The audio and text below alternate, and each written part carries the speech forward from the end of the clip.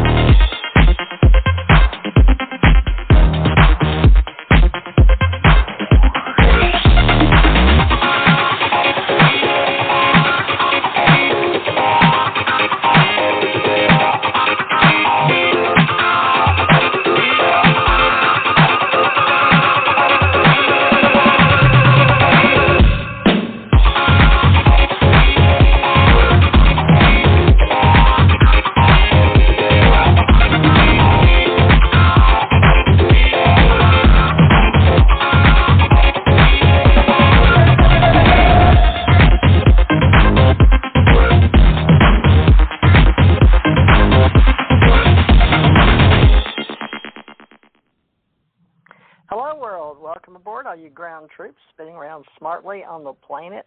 We are here today to talk about spiritual science and where we're going. Are we having a false flag? Are we really going to do this, folks? Because we're the Ascension Center Education for the Wobble in Wu 1. So welcome aboard to 24,900 Years of Ascension Master Train the Trainers program. And we will have tonight the Solar Ambassador, Pastor Ralph Kennedy Johnston Sr., who has helped us with space and NASA and Grumman and all types of community support, as well as Pastor Richard Thomas Knight tonight with his abilities to help us internationally and to speak with others as far as how we protect the Galaxy Guardians and the Guardians of the Galaxy all the way down. Can you hear me? Yes. To the planet. They flipped me down. Oh, wow, that was amazing. Thank you up there. Okay, folks, right from the spacecraft to the planet. Okay, welcome aboard to this universe and what we are creating now in our fandom wiki, and for all you people out there that don't know what's going on. We're all about a new world, a new faith, hope, harmony with emotions and feelings and beliefs and talents and skills, and we got a reset. So we made it, folks, to the other side of reality. This is a new reality. We're on a totally different timeline. This is a great place to be alive and a great time to be alive. So we are about helping everybody, especially all you entrepreneurs out there that want to help in our spiritual science community.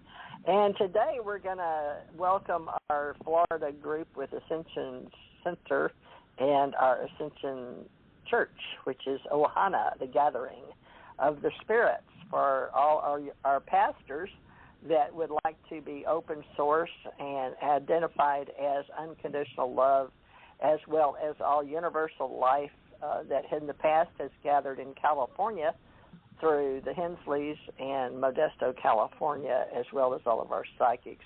Now, we have a lot of scientists and engineers in our groups that don't claim to be psychics or empaths, but that's okay. We'll allow them to come into our church, too, because spiritual science is where the gathering is for spiritual science workers, light workers, truth seekers, mystics, oracles, psychics, sages, seers, shaman, empaths, oh my gosh, you name it. And of course, all of our NASA engineers, all of our engineers all over the world, all of our maritime, offshore, and all people, whether they realize as of 2020 we shut the world down, and we're very impressed with ourselves. So, Richard, while we're waiting on our guest speaker tonight with Pastor Gigi Adams Evans, make it short, and did you get in contact with her? Is she coming on the last hour as usual? Yes, she will be joining us in the last hour as well. Okay, well, we'll have Pastor Ken Johnston for the first hour, but if he'd like to stay and get to know Pastor Gigi, we can do that too. So in the meantime, folks, let Pastor Richard T. Knight, who has agreed to be our honorary ACO president, and a lot of people are asking me, who is he, from all levels and tiers in cyberspace culture and technology, because if I didn't introduce him, I now understand why people get offended because of spam and phishing, and Google has gotten really tight on their security, and we wanted to use Microsoft and Google, of course, and Facebook and our social media groups. But we've got so many out there in epigenetics and integrative medicine and Ascension Center Organization, Ace Folk Life, and Christian Mystics, all these groups that I haven't been able to even begin to start introducing any of our new pastors. So, Richard, do your best at introducing yourself to all our social media groups out there, and then I'll post this and on some of our YouTube, so maybe they'll start listening. So give it your best shot. All right. My name is Richard T. Knight. I was blessed and born with 14 senses and a full and complete connection to the source of all, which means that basically I did not lose memory as to who I was or where I came from. Basically, I'm an emissary from the source, or God, or whatever you happen to call the divine being, or the greater energetic presence that is beyond our creative selves as human beings. It is a source that sustains us all through the power of love that is unconditional, and it radiates out through all of our hearts and all of our spirits, all of our souls and all of our essence, in every way, in every day, in every moment that we breathe. And this is the congregation that is bringing us together. We are one mind, one heart, and one being in a matter of consciousness.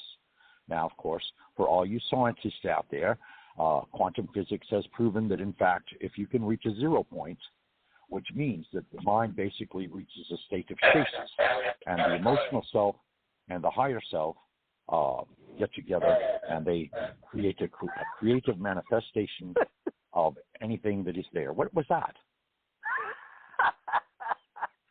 I'm sorry, but when I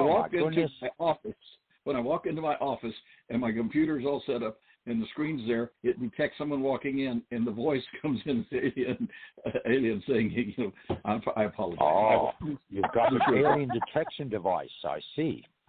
Yeah. Hey, you never know. The ETs might want to come down and text you a message or something. You never know. I always check. You bet. Sorry about that. That's one way to start it off, isn't it? That's one way to start it. Go ahead. Well, Pastor Ken Johnston, you have been with Universal Life in Modesto, I don't know how many years, and ran all the little groups all up and down California. Now we're asking you to come back out of your retired service and get back out here with the Ascension Conference organizers and the Ascension Church Ohana. So welcome aboard as the Solar Ambassador with us today, and Pastor Ken Johnston. So would you like to introduce yourself? I sent you a copy of your old thing with us, but it's also a picture up here, folks, on Blog Talk Radio. But Ken, as Pastor Ken Johnston, give us an idea of your background, because I hope you got to hear Richard's. I don't know. I did. I actually did. I tried to keep the machine quiet enough. There. Sorry about that, Richard. Well, I guess, wow. Which part of my life are we going to go back on? I mean, we're doing Universal Life and your ministries and all the mystical, magical mystery tour of spiritual science. We're doing our best to bring our brain and our heart blended together today in one meeting called Universal Life, but we are Ascension Masters as well, being that we have claimed that in our Ascension Conference organizers for the entire world. So we are actually going to talk about all kind of things, Precession and Reincarnation and Ascended Masters and VIP workshop presenters. But today we want your best spiritual and how you got involved in the beginning with the Hensleys and the Universal Life in California, because we understand you're a great administrator and you can help keep up with our members and all of that. So we're asking you to be a pastor, administrator, and a principal with Richard and I. I know we have put you on the spot today, but thank you. And you're just the old guy again. You're the senior. Whatever you can teach us to do, keeping up with all these people. So whatever part you want to share. Well, I did go all the way back. I mean, even back when I was in the fourth grade, and I accepted my baptism at the time, and I grew up very active in the little country town called Hart, Texas, with only 560 people, and that's counting all of us that lived out in the country on the farms. And then when I left that and went into military academy, I was Oklahoma Military Academy then, and then later off into the Marine Corps. But I stayed active with my religion, my beliefs, and once I got out of the Marine Corps and away from all of the savageness that goes on in the world, not that the Marines are guilty of all that, it's just we all are. And I had the privilege of working with the Universal Life and helped start a couple of different churches out in California. Gosh, I'm trying to think how many decades ago that was. That had to be back in, oh Lordy. We'll figure out some of the dates in that time. I've got some certificates and charts and things that I was involved with, because I was in charge of the whole district, running from Seattle, Washington, down to I guess it was Santa Fe in California. And so I had at least a dozen different churches that I would periodically go and visit to be sure everything was running right. So I do have a background with the Universal, and who knows, I may still be of some benefit and value. I'll certainly be available to do what's needed and what you folks need. So with that, I'll leave it there, and I'll step in whenever you want me. Okay? I guess so. Everybody got scared away and left, didn't they? Not at all. Not at all. Not at all. It was just took a moment for you guys to get back in there. I thought I'd talk longer. I know what it did. I'll do my best. Well, I mean, you have been involved with Universal Life probably maybe even past where I joined, because I joined when I was 19, became ordained and all of that, and basically got involved with Grace House, which was a youth community center. And we, counseled youth and so forth, and we held prayer sessions, and we evoked the Holy Spirit, and we evoked the presence of Christ on a weekly basis and so forth. And the ministry was focused on saving our youth from, very negative circumstances and situations. And I mean, now I was 19, so that would have been, 65, 74. Okay, I was about 15 years before that. Mercy. Wow. Okay. We'll together, I'll dig up my records, and we'll talk about that sometime and see where we're at. Okay. Go ahead. Well, sure. That sounds great. TJ, you have anything to add? Well, must be parachute bees. I was ordained in the Gold Pyramid, Ken, in Houston, Texas, where you and I met. I don't know if you remember Westheimer. Do you remember the Unity Church on Westheimer in Houston? No, I don't right now, but then that could be part of the problem of them taking away my memory whenever I got knocked down several times. So, and car accidents. Well, there's been things trying to get rid of me, and I'm still here. But go ahead. It was a gold pyramid, and I was very blessed that God, and I mean God. And Goddess and Godmother and Holy Spirit took me and walked me down to the podium to be blessed, and I had a laying on of hands in the Gold Pyramid. And I guess I'm doing what God wants me to do, bring God God, Mother, Holy Spirit, the monad, philosophy, science, Pythagoras, all the things, to the 24,900 station, because we are going to talk about not just the day and the year, but the great year and the yugas, and how all people have always known the truth, and only in our spiritual, metaphysical, ancient mystery groups did we really pass on the spirit, and that's how we came up with all our incarnations. And some people don't know this, but on this planet, they have passed the test, even though some people that have lived for hundreds of thousands of years and kept their money, up to 900 years at a time in Germany or in other places in the world, among family names, is being talked about now in Wu Year 1. I'm very impressed to say, and we're going to know that all the people showing up on the planet and making a stand as one human carbon-based unit, sentient, intelligent being, one vote did matter, and it made the world spin around, and others above, our ascended masters, did take notice.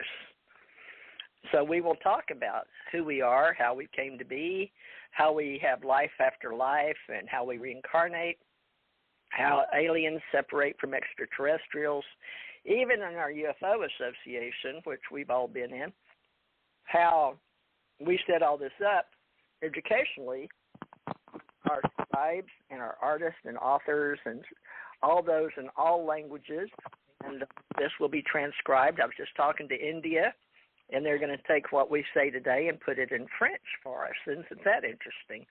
So, folks, this is the best of times, and if you can hear this, you are blessed, because we have been chosen to be in this epoch of time. This was something we talked about 10 years ago in 2011.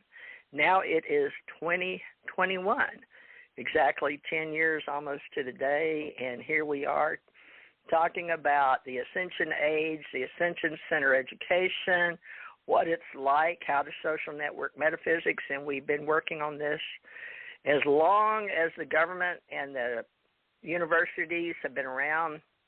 And when I came into play and was ordained in that 1984, we started Star Wars in 1985, and it's been a space race ever since. So it was no coincidence that Ken and I were working around NASA, and my husband worked directly for NASA and Chris Kraft, and Ken worked directly for Grumman, and my father-in-law worked for Grumman, and all my children grew up expecting to be going to the moon and Mars by now. So what happened? What happened to us? What timeline did we get off track on? Ken, you lived through that. I'll let you talk to that, if you will, back in the 60s and what we all thought, and why aren't we there now? Is it our responsibility? Usually it's because we've had so many other things we had to try to work with, and it was just one of the things I wanted to throw in here before I lose it. I'm sure Richard and you both may have similar experiences, but I was born, when I was born, let's see, I'm trying to think how old I was at the time. When I was a year and a half, 2 years old, and they were going to do a tonsillectomy, I died. My heart stopped beating for 39 seconds. Back then they didn't have pull machines and different things like that. Fortunately, the doctor, he my mother said that he just threw all of his tools in the air that he used for the my throat, and then started giving me mouth to mouth, and I came back. So I died, and I had no heartbeat, and for over a minute or so, but they managed to. And I kind of personally believe that it was a condition set up so a reincarnation of who I am now stepped in and took over from the body that was about to go to be lost. So I don't know if Richard or you have had similar experiences where You know that you died and you were brought back to life, and now here we are. So I think God has a plan for us, and I know He's probably had a hard time keeping me focused on the right part of where I'm headed, but I'll do my best. I'll work on it. Okay? That's my background on that. Okay. Then I guess either I pushed the wrong button and I lost everybody, or something happened. No. We're here. We're here. I mean, my similar experience was at the age of 14, and they thought I had severe appendicitis. I was walking down the hallway in my mom's house one afternoon, decided was going to go swimming, and I got halfway down the hallway, and my body collapsed, and all the muscles seized, and so I ended up in the fetal position and could not straighten out whatsoever. And so they took me to the hospital and gave me all kinds of muscle relaxers and all that kind of thing. And basically they did experimental surgery because the doctor didn't know for a fact what exactly was going on. Anyway, about 2 or so hours later, and I was above myself watching the surgery as it transpired because naturally the body itself was knocked out to a degree. And basically I died as well during that particular surgery. It turned out not to be appendicitis. The appendix was perfectly healthy, even though the doctor took it out for the heck of it, I guess. But anyway, this was back in 69, the same year that we went to the moon. All right. And I basically went to before the presence of God. In other words, I flew up out of the hospital room where my body had basically ceased to exist, and up through the roof and into the night sky and onward and upward, and who knows how far away it was or to what direction even.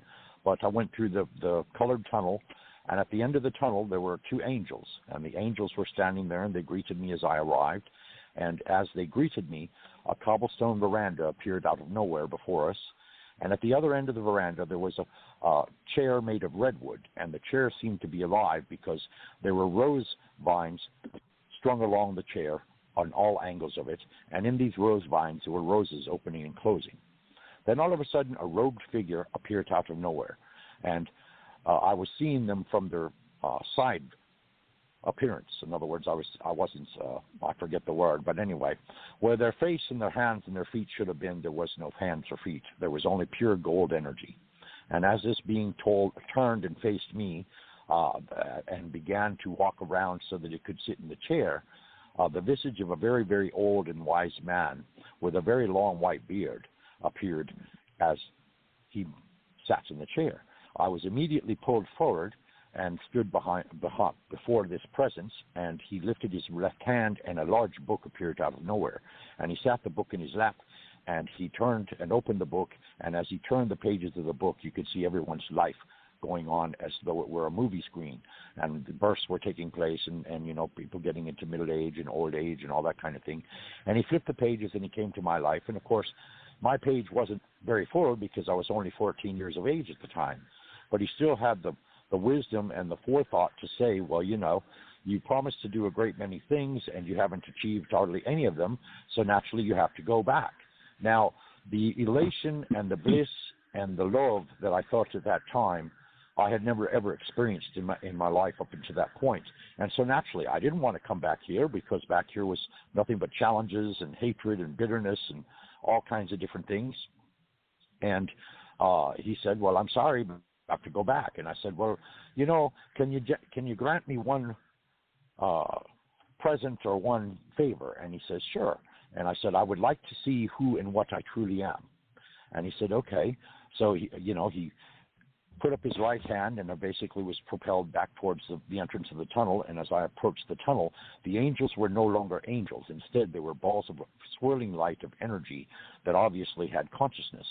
So I don't know how it was that I stepped away from my spiritual presence, but I was able to step away from it and look back. And when I looked back upon myself, I too was nothing but a swirling ball of light and energy. And obviously I had consciousness of the presence of my being, or my essence being instilled therein, because I naturally stepped right back into the ball of swirling light. And then I was propelled down the tunnel, and I went back through the night sky and back through the roof of the hospital, and I found my body, and it was on a gurney with a sheet over it, and the nurse was applying the tags to the big toe saying, died at such and such a time. And upon reading it, of course, I had been legally dead for 33 minutes. And so I went into the body, and there was horrendous pain, and the pain was such that I immediately sat up. And when I did, of course, the nurse immediately screamed and fainted.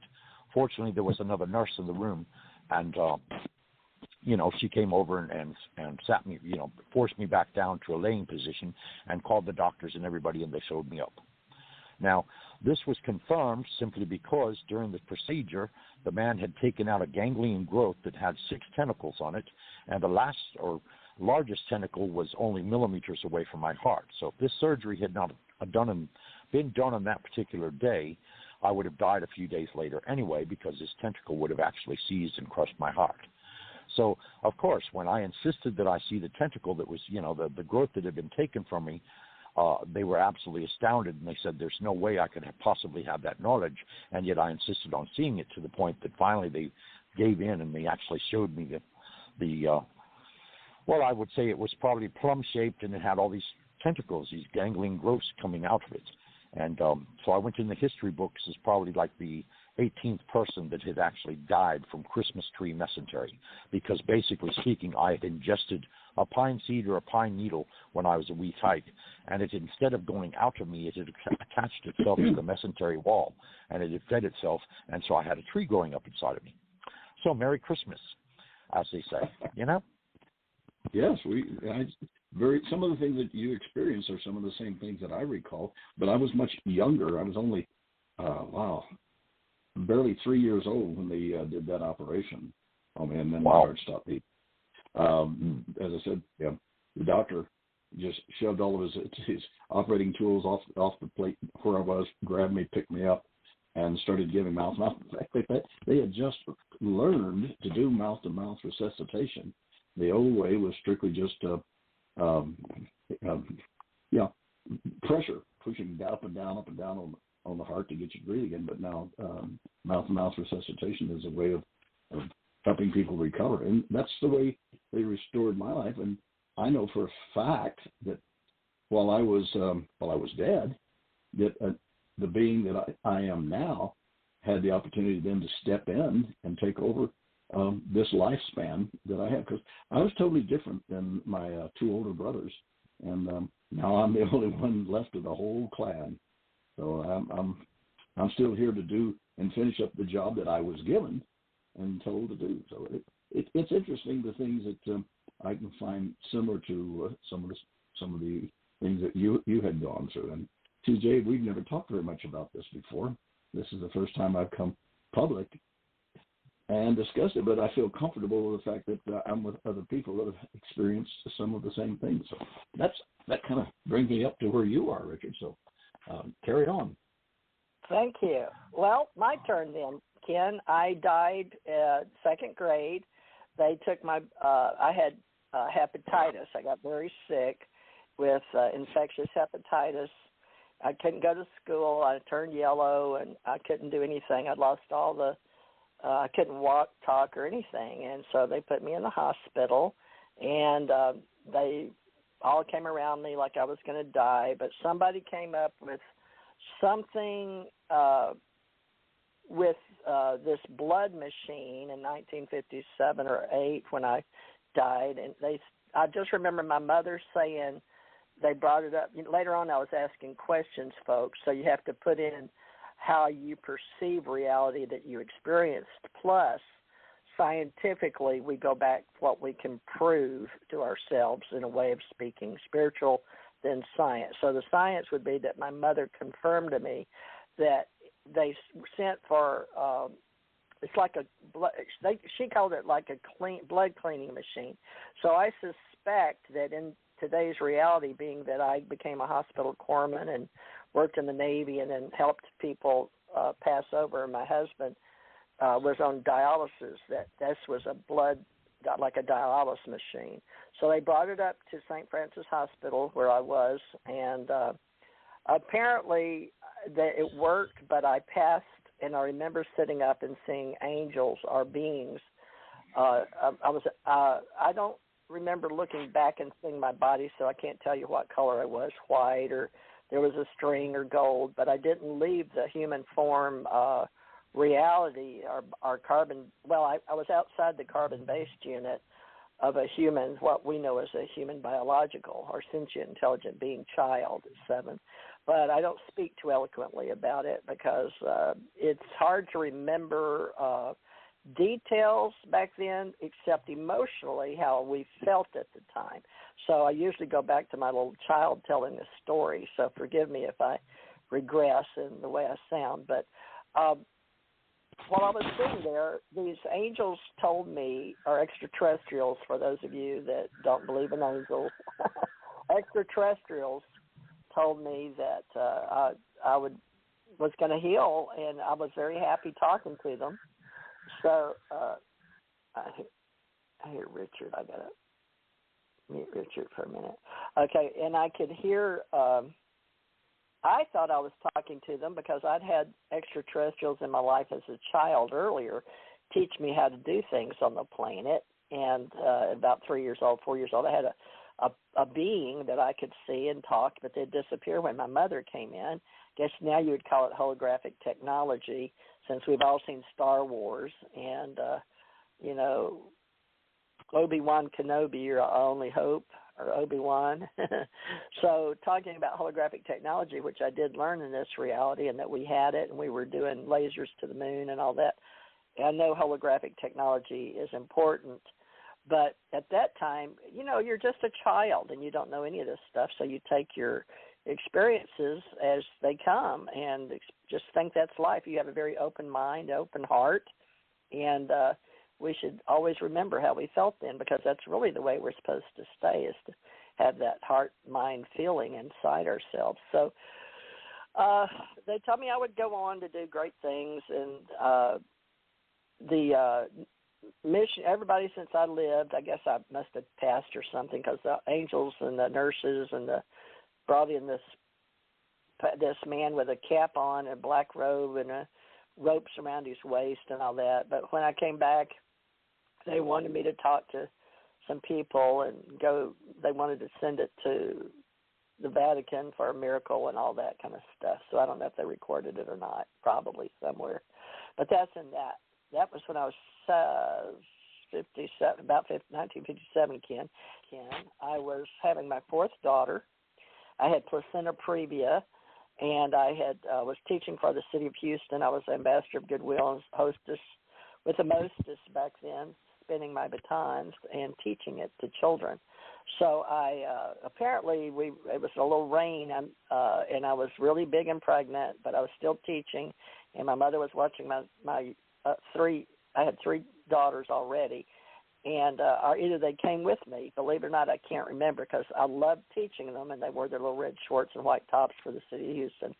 And I don't remember if they were with me or not, but I just remember falling down, walking in, hurrying in, but my vision doesn't have them in view, so I don't know if they'd already gone in or if they stayed with my mother that day. Sometimes they didn't want to go because they already knew all the twirling, training anyway. But I just remember I got up off my butt and went in and taught twirling and went home. But that night's when I had placenta previa, and my mother asked me what happened. I called her at 4 o'clock in the morning, and I told her I had to call. I called her. I said, "Mom, is this normal?" I said, every one of my childbirths had been different, but I had a big old blood thing come out of me, in the commode. And, oh no, oh my God, no, I'll be right there. So she only lived 8 miles from me maybe, but she was there within 15 minutes. And so she looked at it and said, oh my God. She said, no, we got to take you to the hospital. So she got, the details we'll put in a book later, okay, folks, if you're asking me the details. Anyway, I got to the hospital, to make a long story short. The doctor wasn't there yet, of course, because Mother had to call Glenn B. Matthews at home. And they threw me in a room, and they had time to prep me, which we won't go into the details on that, to have a baby. But they put you in a little side room, and it's a little tiny thing. A couple of women came in. They hooked my heart up in the baby's heart. So the baby was still alive, okay, and so was I. Just, telling you the story. So the heart monitors were attached. But after about, 30 minutes or so, the baby's heart died or stopped. I'll just say stopped. And because I looked up and I was looking at my mother, it's in the room with me. I said, Mom, is that normal? The beep stopped. She said, oh, my God, she screamed. She tried to grab. There was nobody to grab, so she grabbed the man mopping in the hallway and pulled him in with a pail of, and then he said, I'll go. I can't help her. I don't know what to do. Let me go get the nurses. So he went and grabbed the nurses. They came back in, and then about that time, the doctor arrived and looked in my eyes, and I was fading, folks. It's a fading like you're losing consciousness, but it's real peaceful if you get to go this way. Be a very peaceful feeling of just your body relaxes, you sink back in your mind, you can't really think, you get foggy. And he looked in my eyes, but he got right up looking in my pupils, nose to nose. And I said, Doctor, am I going to die? And he said, not if I can help it. So he pushed the gurney through the door out, and I remember the lights going over and fading. And as they pushed the two doors open I guess he called them and told them he was going to have to do emergency or something, because they were ready. As soon as they pushed those doors open, they were in green. It was cold. The man took my right arm on a board, Ken, and had me sign something, but I said I can't.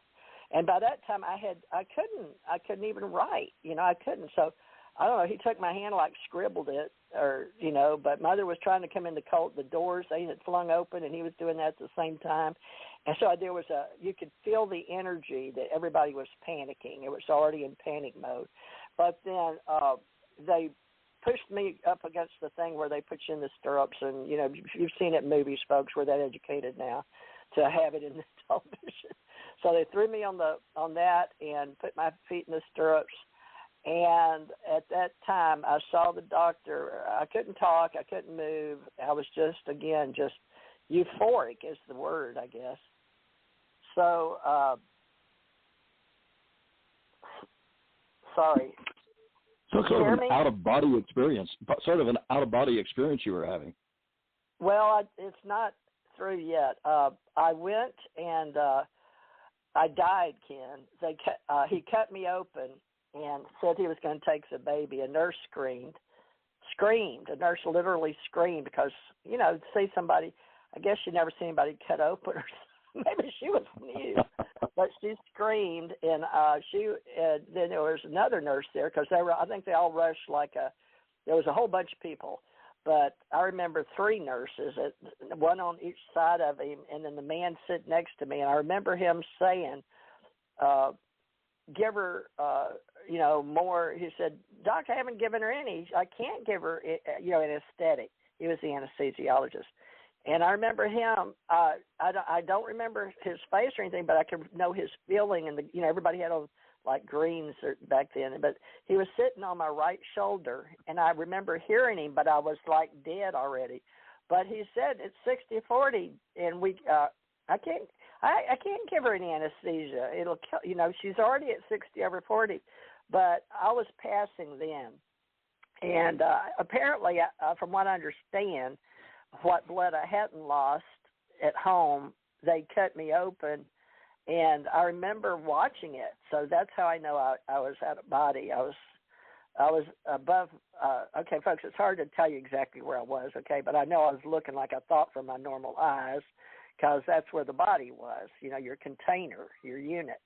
So I was watching him deliver the baby, like I was propped up or something, but I couldn't have been because I was laying down. So it must have been, the way I figured is my soul or spirit was up over my head, because at that time I was looking almost face to face watching them. And then I remember staying there and looking over and watching the other nurse take the baby. It was blue. They took them a minute to get her, because she had the thing around her neck and the cord around her neck, so she was born a blue baby. And they took her, so they finally got her resuscitated on the earth long enough to watch them put the baby's footprint in ink and prick her little heel to get blood, a drop of blood, which I don't know what that's about. I guess they have to type her. And I looked at the clock, and I don't remember it, what time it was, because it'd been like 4:45 and then 6:30 or 6:45, I think. I don't know. It was on her birth certificate, but she's dead now. But at the time, I soared off, Ken and Richard. I raced off through the ceiling, through the atmosphere, where you watch the world go whoosh, and I was going in I tell people escalator because it was going from the ground up, but I was in I felt like a tube or something, but you can't see it or feel it. You just go, and you're soaring like in a spacecraft, and you soar straight through this universe, and I went through the multiverse and the metaverse and the Xenoverse all the way up to the Omniverse, I think, because that's 5 levels. And that's where the gold beings started talking to me. And I said, stop, and I've got to go back. What will happen to my children? And they said, you'll experience more pain than you've ever experienced before if you return. They didn't say Earth, but that was in my head because it was telepathic. So I thought about it for a minute because I didn't know what they meant, but I remember saying, of course, I think I'm saying, folks, but I wasn't. I was thinking it. So I said in my mind, I don't care, I want to go back. So let's see, they tell me something else. Oh, yeah, it seemed like forever, but it was like just a few moments. I don't know how many lifetimes it was. But during this time when I was going up there, see, all these other angels, spirits, stars came into my body, which I think were shards or some of my lifetimes, because when I came back, I had intellect, and I could collect stuff at the university, straight A's.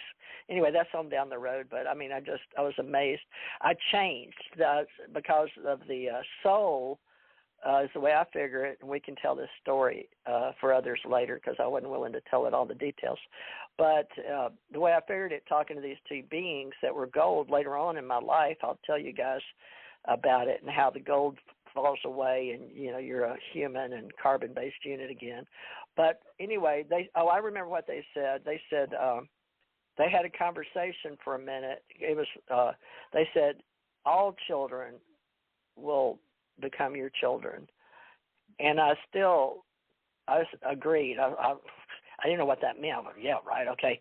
I just wanted to go back, so they sent me back down the same way through the universe, multiverse, metaverse, or opposite, omniverse, xenoverse, multiverse, metaverse, back down to this planet, this solar system, and this planet, and boom, I hit my body, hit the gurney. And I remember that. And they said I came off that gurney 12 inches, boy. Of course, they may have been doing the paddle, right? I don't know because I wasn't there to see it. So that part's gone. So let's just go from I died and over to the ICU unit. My mother was in there with me at least 36 hours or 3 days on the same gurney, ICU or whatever they call it, intensive care unit. But Mother said that it was 2.5 weeks before I got out of ICU, and I never bonded with my baby. And then it was when they took me home, I'd lost all the blood in my body, and they had to replace it, and there wasn't enough in the hospital for O positive, so my dad had to literally give blood to me. My stepfather happened to be O positive. So that's pretty heavy. And I've died since then, Ken, but I'll stop there. Somebody just joined us. I think is this Pastor Gigi Adams Evans? Hello. Yes. Hello, everyone. I felt you, and then you came on, and I knew I'd have to wait on my other death stories so we could hear your story. Everyone, this is Pastor Gigi Adams Evans of Athens, Georgia, that has just joined us, and she has her own ministry, and she's a musician, and she's a writer. And I want you to meet the well-known, very famous Ken Johnston, who has worked in some wonderful places. Ken, and then we'll let you introduce yourself. Pastor can you hear me on the? Is my phone working okay? Yes. I got to turn it around this way. Can you hear me this way? I can hear you. Can you say hi Okay. to Pastor Gigi, and then she'll tell you who she is? Absolutely. Greetings, Gigi. Greetings, Pastor Johnston. This is Gigi Adams Evans, and I am a scriptwriter, playwright, writer, actress, among a few things. Also, I minister young kids and the disabled, trying to get them positive and to make sure that their lives are a whole lot easier than before. I'm a jack of trades, a master of none, but I believe in God, and I know that with unity, everything will work just well collectively as a unit. So that's a little bit about me. Oh, good. Well, this is my first time to be on with TJ on this program, but she and I have gone back, I guess, probably a decade or two when we first made in contact, but that was all dealing with the space program that we've been involved in together. So I'm gathering from some of the comments being made by, I'm sure you'll hear the same, that we all have had past life and death to life experiences, and I guess that's all part of the Creator's plan to get us to get together and be prepared for what's coming up next. And I'm open for anyone to tell me some of the experiences that they've had, and hopefully what they're expecting that we're going to be going through within this generation. So it should be interesting. Welcome to us, Gigi. Thank you. Now we go for a quiet moment. Okay. So let me get Richard back on here to talk with you. Okay. Richard, hold on. Gigi dropped. I guess she'll call back in, Richard. It dropped her. She dropped off on her own. I didn't touch it. It wasn't me, Richard, okay? Okay. I put the wrong button. Look now, you ETs, you quit putting your finger in the mix. You hear, I'll have to spank you. That's right. I got a big paddle that reaches through all kinds of dimensions and universes, so you best behave. You sound like an Irishman to me. Do you what? Oh, here she is. Okay, now Richard, you can tell Ken and the listening audience how Pastor Gigi and you got to do how y'all met, and she's back now. Sorry, I didn't punch any buttons, Pastor Gigi. I don't know why you fell off. We're all pastors here. Go ahead. It's just my internet service. It's okay. Sorry about that. Okay. Well, I'm going to turn the floor back over to Richard, and I'm going to mute while you tell your story if you've passed, because you weren't here when I said that you guys could talk about how you met. But have you passed or had a near death or out of body to be an Ascension Master here with all of us? And then Richard, I'm muting right now, so you will lead the panel. I'm going to mute. Okay. I'm listening. I'm right here, everybody. I'm running the board. Yes. Yes, I've had 3 past life experiences. I was 16, 19, and 21. With each past life experience, I was shown different things in my ascension, and I was supposed to come back, which I did come back and tell people what I saw and what they needed to do as far as the voice that I heard in my experiences. I was also taken to different places in that death experience to see different people, different places in the world. Learning, teaching was one of the things that I had to do. I had to come back with that positive message for everybody to know that God exists, and also to teach humankind about our alien brothers who are also a part of our universe. The second time that I passed away, I was gone for about probably about 6.5 minutes, which is not normal because I think your brain loses oxygen at a certain point. And I was shown different places in the world again. I was asked certain things of the spirit voice that was talking to me. And I was given a key in this particular ascension that I had, and I was supposed to take this key and to keep it and to make sure that that key was the key to the universe to open minds for people with the teachings that I had taught. Some of the things I can't really talk about because I was asked not to, but to rather show instead of tell. So those are the same things that happened with the first episode. And I just, I feel so elated because of the fact that each time I went and I came back, I had extra energy that I didn't really understand at first until I started to read and understand other people, going to all kinds of meetings to understand why I had these feelings and why was I feeling and seeing visions that I had, because I had since I was 10 years old. But now I understand the visions and what to do in this life that I've had. And the third vision was also to bring me back to a reality. Hello? Gigi, are you there? Well, we're here. I'm still here. Gigi lost connection again, or what? Anyway, hopefully she'll call back in a moment or two. She's showing. She said she had a bad internet connection, but she's showing on the board. But let me refresh it just in case. No, she's still here. Gigi, okay. Will you drop and call back in because we can't hear you? If you can hear us, she may just still be talking and not know we can't hear her. Folks, we apologize. We're like newbies on the internet. We're actually not. We've been here since 2012, so I've been pushing the same buttons for a long, long time. But Gigi is new with me, but not with Richard. So, Richard, I'm going to drop her and you can explain it to her later, so maybe she'll understand. She's got to call in. All right, Richard, tell us how you met her. Oops, now she's back. Let me see. Hold on. Maybe that's all. Is that you? It's me again. I don't know what's going on. Hi, Richard. How are you? I don't know what's going on. I do apologize. But the last part of that conversation that I was speaking about was I was given certain gifts as far as creativity is concerned, and I was supposed to help. Well, I am doing it now as far as art is concerned, and helping people to move forward in their lives in a positive manner. So I've been shown many, many things.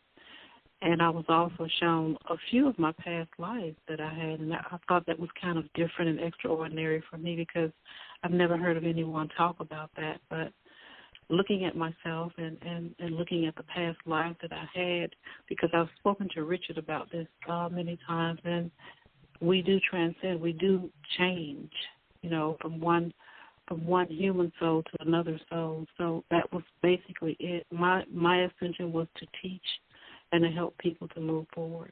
That's what I learned when I passed away. I didn't want to come back on the third time because it felt so good being where I was at. And unfortunately, my grandmother told me that I had to come back. So that's probably, it was kind of regretful for me because I wanted to stay. But there's a lot more. Richard? Okay. Yes. Might you recall when you and I met? It's probably been a good 10 years ago, at least, somewhere in there. Because what I vaguely remember is that we met over the phone.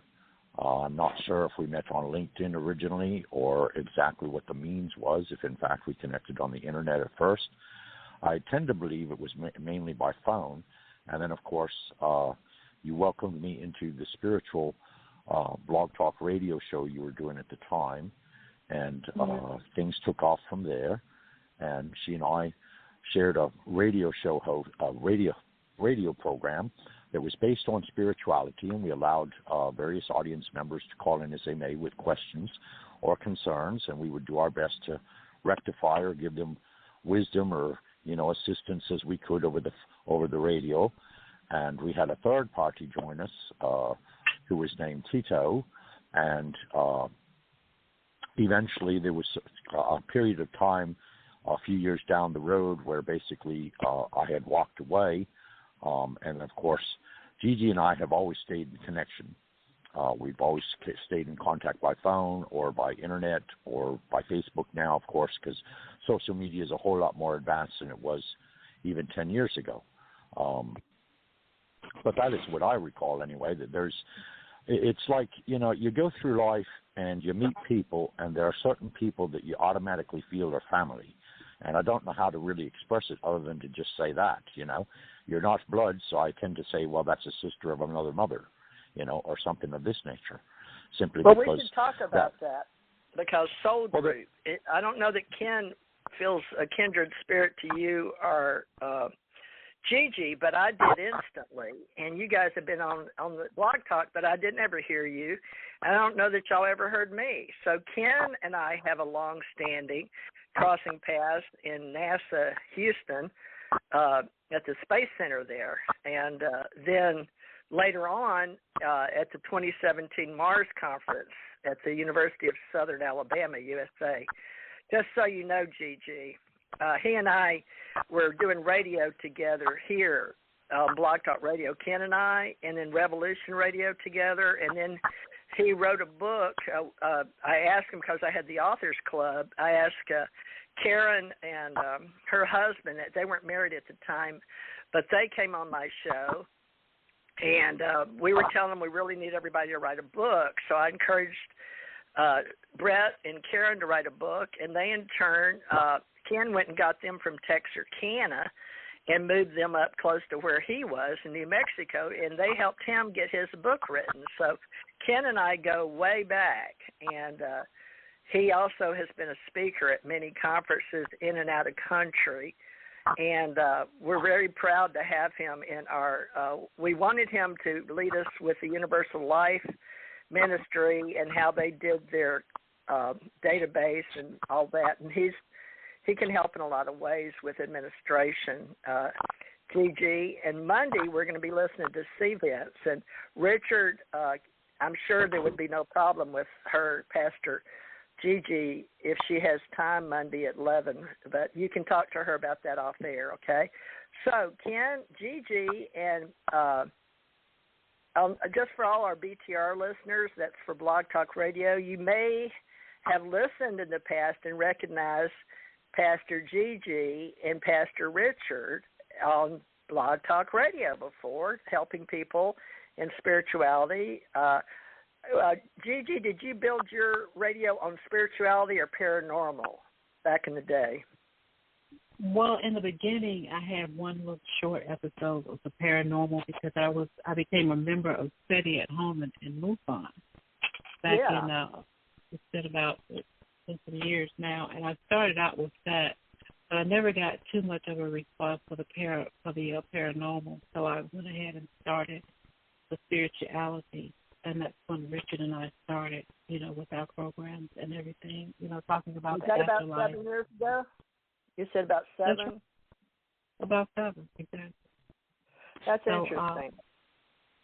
It was about I have 7 years some on both, paranormal and spirituality, but I have the same. I didn't get a whole lot of people on paranormal, but I did on spirituality, and I know the psychic readings were really big, and I used to work with Mr. Levy. Alan Levy owned it in the beginning out of New York, and then his women that worked in the office, and we worked out a lot of details, but he had a programmer that did not want to give us our own paranormal and spirituality. He's put them under hobbies, right? Yeah. So we've earned our stripes here with Blog Talk Radio, folks, but it's now been bought by Boxcast. Probably more information than you guys need unless you want to start your own podcast or radio show. But we're doing this out of the goodness of our hearts because we had mixed cultures in extraterrestrials, aliens, and angels and UFOs, and now UAP, or unidentified anomalous phenomena, because some people have seen biological intelligences and they don't know where to put them, be it orbs or angels like Wizard of Oz. Like I had some come down and pick me up, and then they went away in orbs like Glinda and Wizard of Oz. And so I have never written this book, by the way. So, Gigi, I invite you to write this book with me and Ken and Richard on our experiences. I think it would be a beautiful book. We can come up with a name for Ascension Age We're doing a series with Dr. Richard Allen Miller. So, but if you can get in our ACO Event Managers CVent training for our webinars, I invite you to do so, and Richard will tell you about that afterwards. So, Ken, don't you think it's odd there's a man and a woman that's done BTR before for years, and then you and I, and Ken doesn't even remember all the Blog Talk and Revolution he's been on, but at least 6 to 12, folks. Right, Ken? Mm-hmm. No, and then, of course, I really think that the negative forces have done their best to try to eliminate me in auto accidents and different things, and people just do head-ons and things, and I'm still around, at least long enough. You got into the books that I put out, the Ken's Moon, as well as the one, The Regression of a NASA Whistleblower, and those things, right. Those books. 3 of them out there. Mm-hmm. At any rate, that gets into the history that you and I were involved in with the space program and all that stuff. Yeah, you and I go back a long ways, but then we didn't even know each other sometimes. Yeah, there's a huge area in there in between Houston and when I was in your life and you'd done radio before you went to get Karen and Brett. You'd been on my radio show, 2012 forward. You may or may not remember. Mm-hmm. Go ahead. No, I remember that. In fact, that we had a really good picnic party over somebody's house there before we all left and headed back to our own home bases. But that was a good experience. I enjoyed that. Well, I'm talking about way before that, before you even wrote your book. Oh, yeah. So you come on the radio before you ever had your book written. So that's how you got in our authors club and became a principal and a director, because you did everything we asked you to do. And you were our senior. Well, you're gonna have to set me down and let me read my history, because wow, when they've gone after you and tried to wipe out your memory on things, it's amazing. When you start bringing things back in, and all of a sudden, oh wow! I was listening to what's it? Just a moment. I'm working with this one here. Oh heck, what was his name? Oh well. Anyway, he's your helper. Number 2 guy in this program here. When they started talking about events in his life and things, then it started triggering memories coming back up. So I'm trying to reestablish my ancient history and my past lives, which I've had a lot of experience in that, and just even today I was bringing back in some of the events that took place when I was very, very young, and then later on, and it seems like a lot of people I've listened to today have been involved in becoming pastors and involved in religion and involved in passing good information.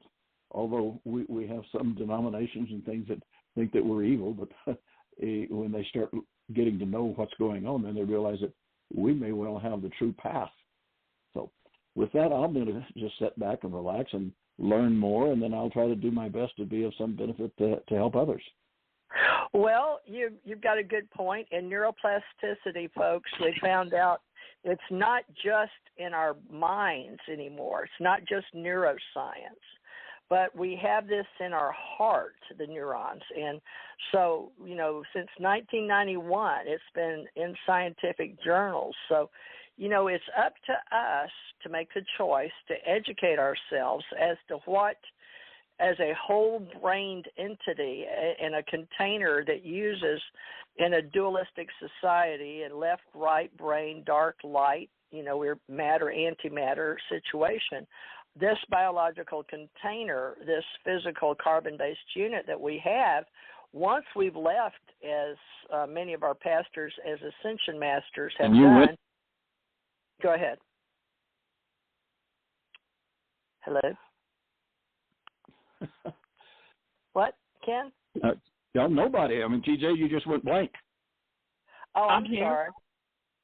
Yeah. Can you hear me now? I hear you now. Okay. Well, thank you for letting me know. What I was saying is, with all of us passing out of our bodies, we actually can accept that we're spiritual beings living out a physical reality here with our senses. And nowadays, what we're doing is this spiritual science, and we're going to begin Monday our web science, world science webinars, training the trainers with CVent Monday with a man in South Carolina, I'm told. And we are organizing that for our Train the Trainers, Ken, and you and your wife have been invited. Now, this is all apparently being organized off-planet, folks, because we all are looking at each other wondering who's making all this happen. I can assure you not one of us is. So, Miss Gigi, if you feel lost that you're here and you know you're where you're supposed to be, but you're like, well, where's this guidance coming from? I don't think Richard knows any better than I do or Ken. So we, look at it like we're 4 people that have done radio, and we're doing our best to hold on to the Ascension Center education while the Ascension Age happens in this epoch of 24,900 years. Now, folks, let me explain. Some people say 25,000, but what happens is we take our Earth is one day. You know that. To rotate, okay, day, night. You understand that. We learn to speak, and we learn 7 days in a week, right? Monday, Tuesday, Wednesday, Thursday, Friday, Saturday, Sunday. Each one of those is named after a planet in this solar system. Well, Ken is our solar ambassador, and he wore that badge among many of our contractors for the government and was able to be that person and help us while we graduated from the 60s into the year 2000, all the way up to 2008. And Ken has since, I've known him for a long time, I knew about it and did my best to get him to surface again, to speak again, when Karen Patrick and Brett Shepard came into his life with me and radio, and Janet Carroll Lesson and Dr. Alexander Sasha Lesson, PhD in anthropology. So that second book he's speaking about came to be when Dr. Alexander Lesson actually helped regress him back in a hotel room at Contact in the Desert. At the time he met Laura Eisenhower and David Wilcock, and I think he met Corey Good and Emery Smith. I can't remember that. But I do remember him calling me and Janet both calling me. I have been a marketer, promoter, public relations agent, talent agent, a manager, all of the above, and radio host while my husband was very sick and dying, and then my daughter was very sick and dying. So I only met him in 2017, and we rehashed out how he and I had worked with, knew about Wernher von Braun, met him in person, or at least it was a big deal when we were kids to shake his hand, Wernher von Braun. I didn't meet Kennedy. I was only 13 when he died, but I did get to meet J. Allen Hynek, and these were people in the UFO extraterrestrial industry, and we knew back in that was going to be a very huge industry for events, conferences, trade industry, books, now e-books. So I hope that helps some of y'all understand why the Ascension Center, being out of body, near death, and the neuroscience, because now we're teaching, as Greg Braden, the heart math, Drumbalo Melchizedek. We have many teachers that were in the old hippie movement, but my daughter even learned about Greg Braden on her own, and he teaches exactly what we teach. So we're all teaching about your heart has a brain, and a brain it's the same cell configuration like is in your brain. So there is a whole new education, even though it's been around since 91. And so what year is this, 2021? So we've got 30 years of catching up to do in all of our spiritual groups, because just like our space race, 60s, well, actually it was back to the 30s and the 40s, we've gotten way behind. And now China's roughly 5 years ahead of us, and they all do a 5-year plan into space. So you'll be hearing us talk about spirituality, our essence, our ether, our day solar system, and also going out to the binary, which is called Sirius, and you can look up books on that scientifically. That will be in our World Science webinars. But when I lose you, it's because a lot of you didn't know why we were celebrating 12-21-12, and then we celebrated 12-21-20, or 12-21-20.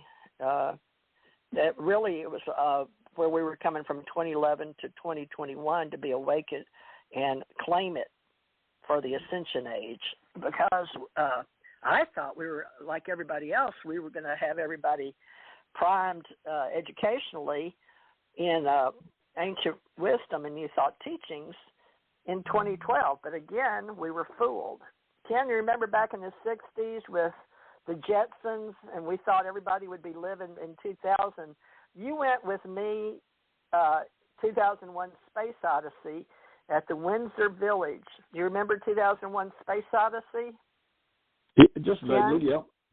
I know we did it. You said, can you hear me? You sat in the middle, up closer to the astronauts. Remember? Yes. Okay. Windsor Village Theater. We all went and saw. Yeah, it's when NASA got. Only certain people were invited for NASA employees, but Grumman too. Oh yeah. Right. Do you remember 2001 Space Odyssey in the 60s? I forget what year that is.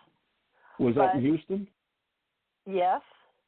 Okay. Was it in the 3D amphitheater where we were all invited up to go to that from NASA, and we went in there. We got to see the whole experience of coming into to the moon and to Mars and throughout the whole universe.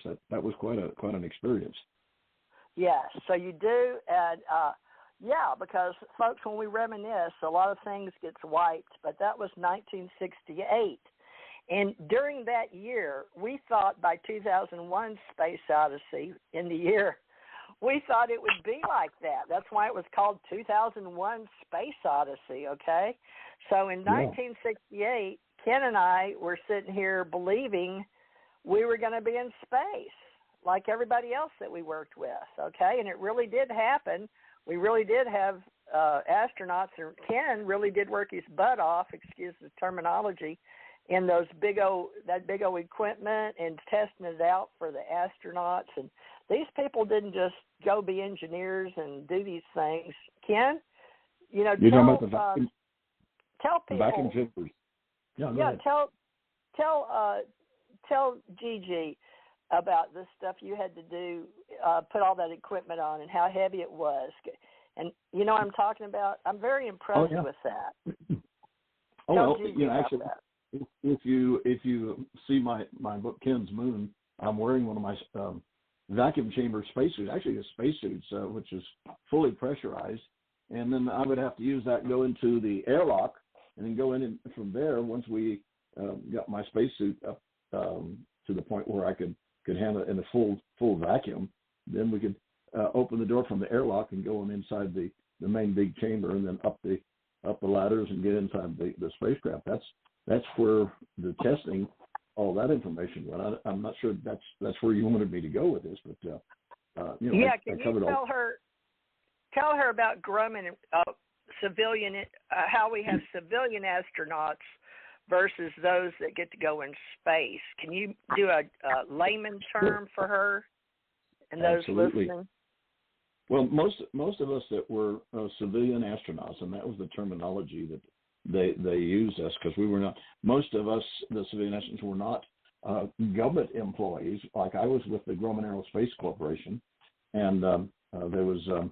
Martin Marietta and about 4 major aerospace companies, and when we would be used, in fact, they used us as the guinea pigs, if you will, the term, to test things out first before the NASA qualified astronauts would take over and go from there. So I had the opportunity to test the spacesuits to be sure that we were doing well. About 10 to the minus 12 torr. Now, what that means is that there was 1 molecule of oxygen in every cubic foot.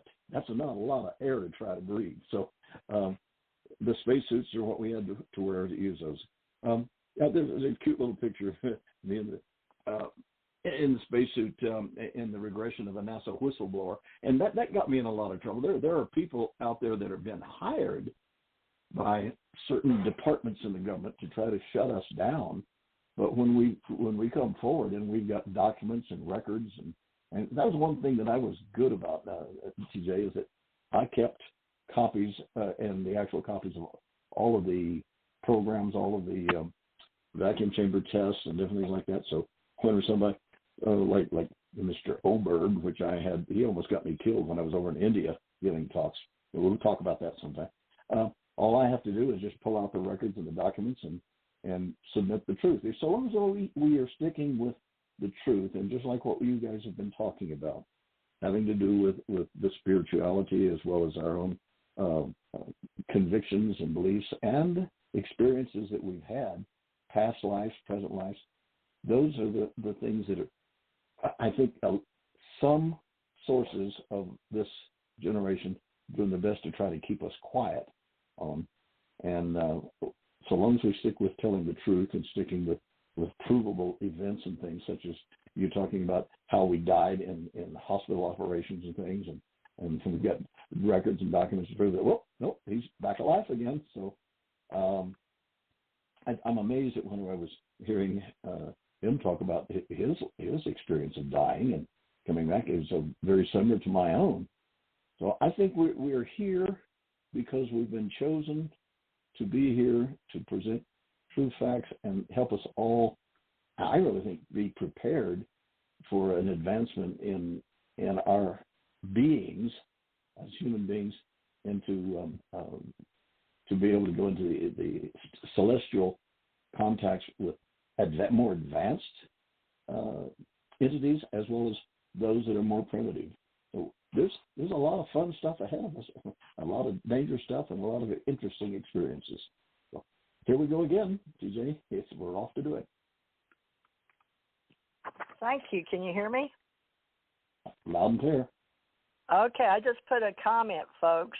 The world's changed so much that all my tools as a developer have changed inside, and I'm going back to work to learn how to use computers like when I worked for the government.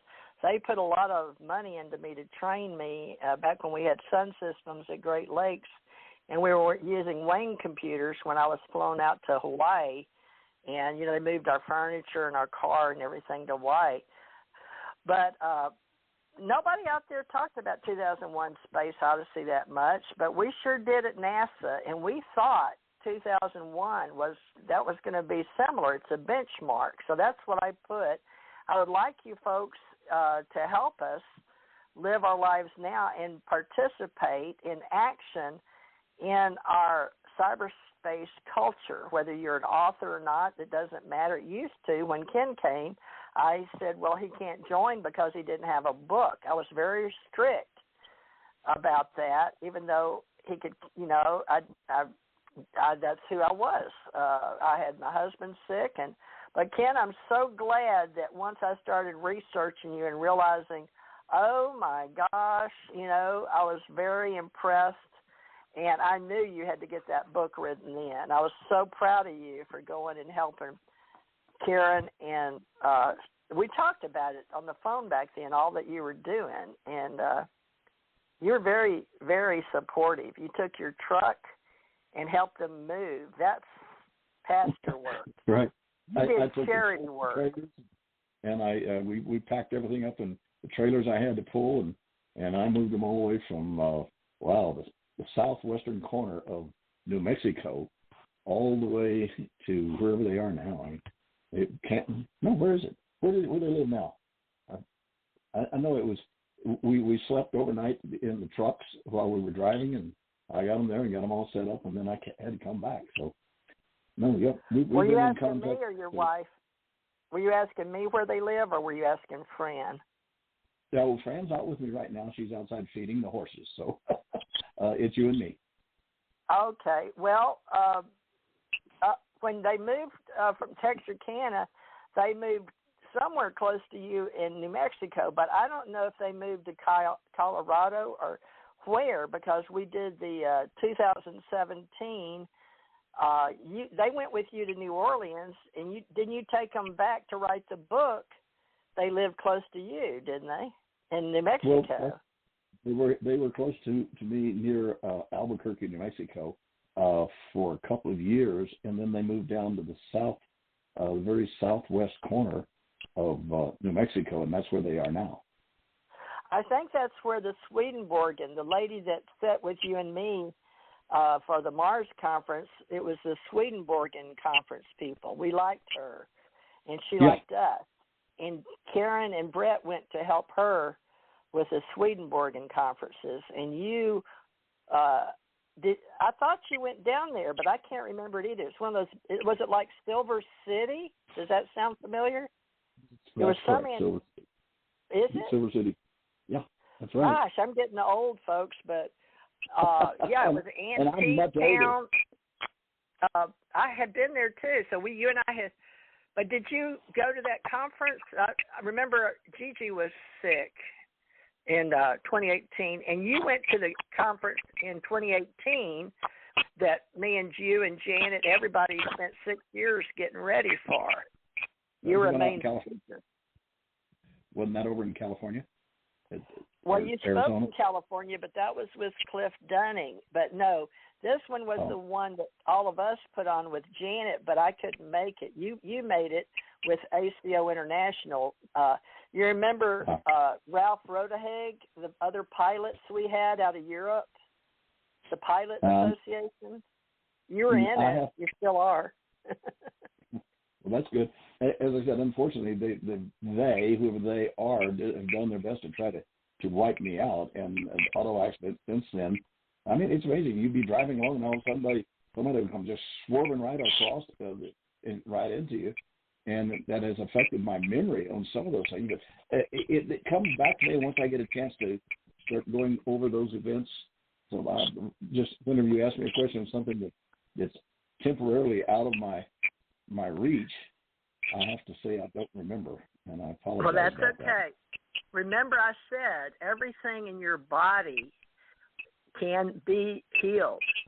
I am not making that up. That is scientifically proven, but unfortunately, we're going to have to prove it to everybody on this planet because, well, I have to admit, folks, I'm a cyborg. So I already have titanium in me, and so do other people in our organization. However, that doesn't mean that I'm any less human. Well, it depends on who you ask. There's pros and cons on. We're philosophers. We're armchair philosophers as well as pastors, folks. But we're not going to give pastors a bad name because, you know, we all have the right to believe how we want to believe, but we all believe in ascension. These four pastors were brought together by God, if you believe in God, Pythagoras if you don't, as armchair philosophers, teachers to train the trainers. And we will be writing books to help all of you because we've forgotten more than we remember. I'm going to turn this back over to Pastor Richard so he can lead this where he wants to go with him. And we're going to let him, Pastor dropped off. Pastor Gigi dropped off. Darn it. Okay. I'm still here. Somebody has a I'm still here. Oh, there she is. Oh, good. Oh, well, all right. So, Pastor Gigi, now it's yours and Richard's turn. Me and Ken were reminiscing. It's your turn to reminisce. Richard, back to you. Okay. Well, yes, I mean, it is a fact. It can be genetically, medically proven that basically every cell of the body renews itself on a 10-year cycle. That's a fact. Now, naturally, we do have diseases, and of course, I look at disease as being a dis-ease in one's spirit, and therefore, because of that dis-ease in the spirit, it transcends and it comes down into the body, and it manifests in the body as a particular disease if, in fact, whatever the matter is that needs to be settled or gone over or rectified in one's spirit is not paid attention to. Now, of course, that's strictly my opinion, but it seems to be very, very true in the of the physical self.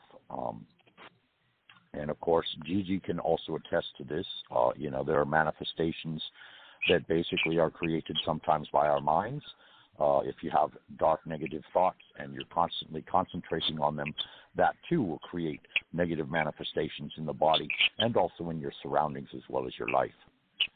Gigi, did you want to throw something in? Well, just a little short interjection. To me, it's like what all you guys spoke about. But for me, it's just like being born again, in another spirit, in another life form. Something pretty much like the classic passage from the Bible that answers the questions in John 3:1-2. It's amazing how we can all just come back as someone else, still remember all of our past history.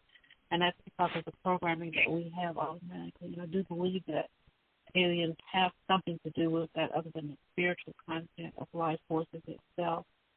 So I really, really do agree with you, Richard, on that. It's just so much that has not been explained.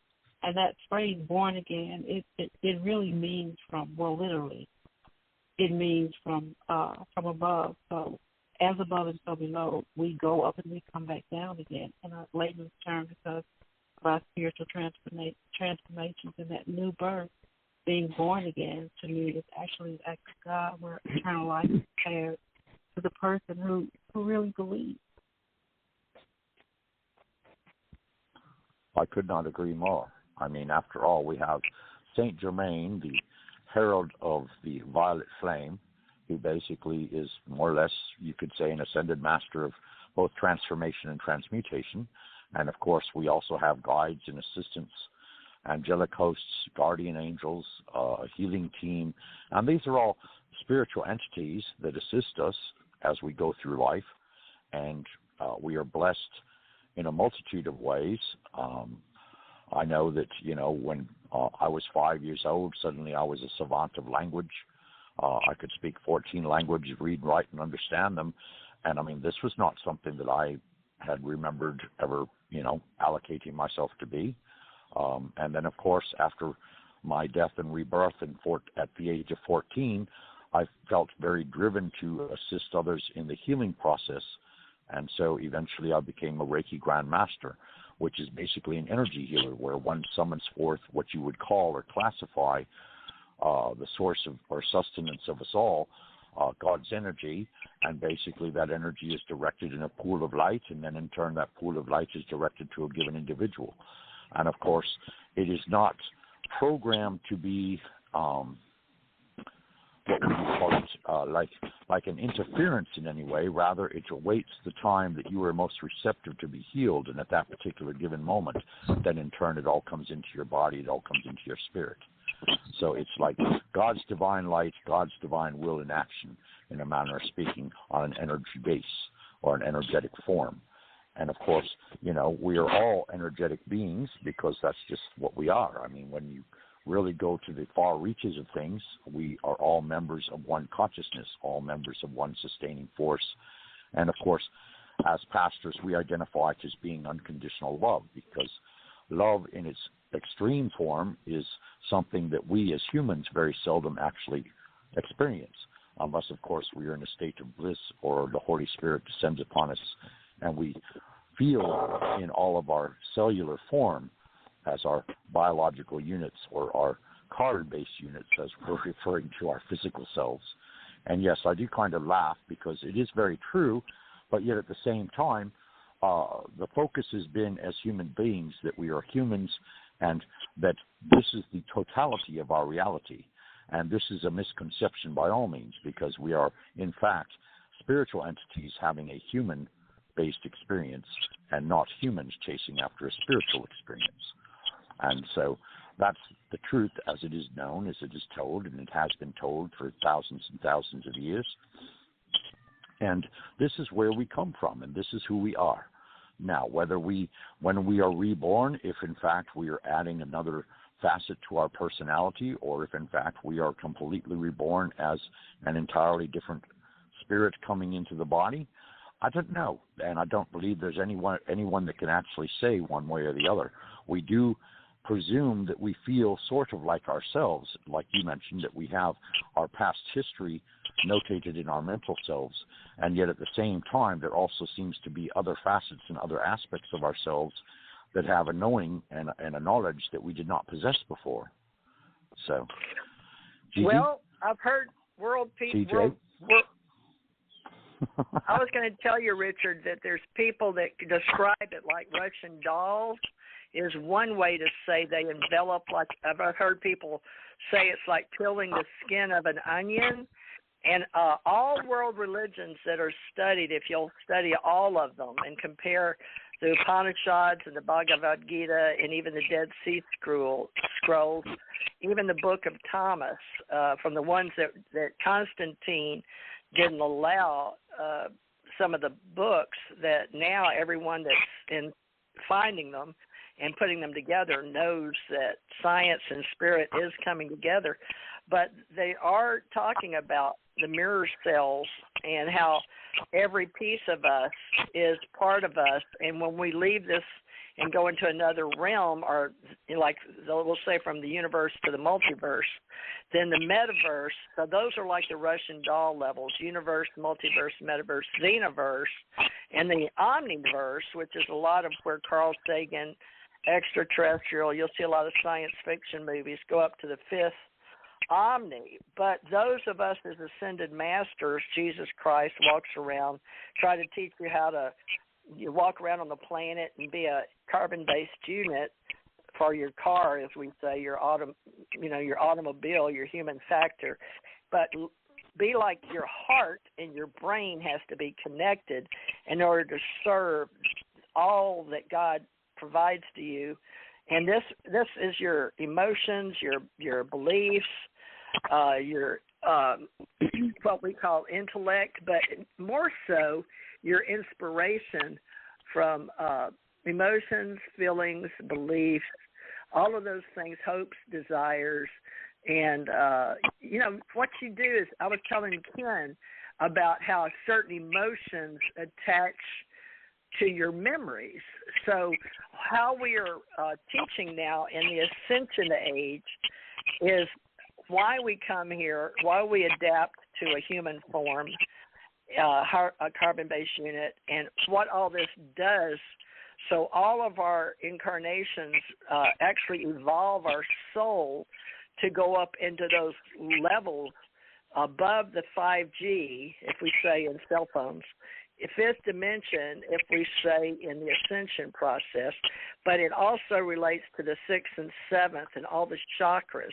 Now, I'm going to tell you something else about our body is everything that we are as a soul, including the 33 vertebrae.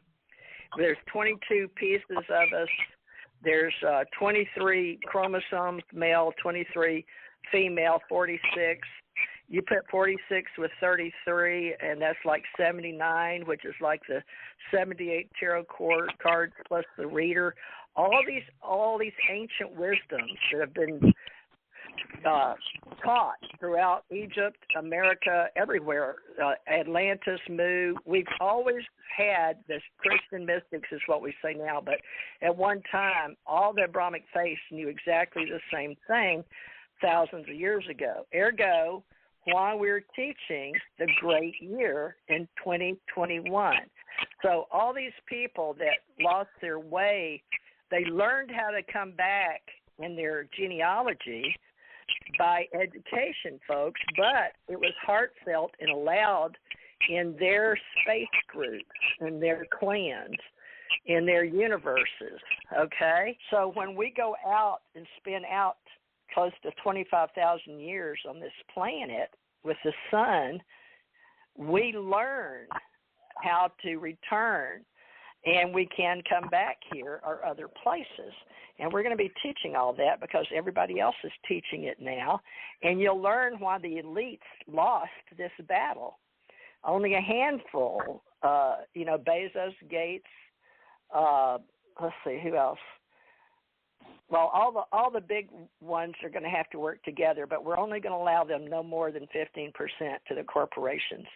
But the elites and the corporations are going up against coming into this reality where all the little beings are those that were held under by prior empires.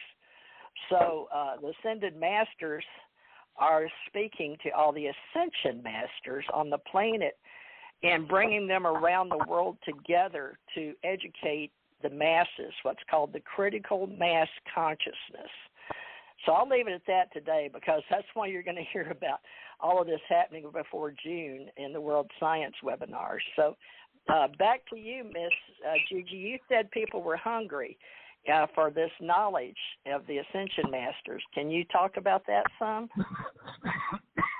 Well, yes. Well, to me, from what I've been taught and what I've learned as far as the Ascension, flesh gives birth to flesh.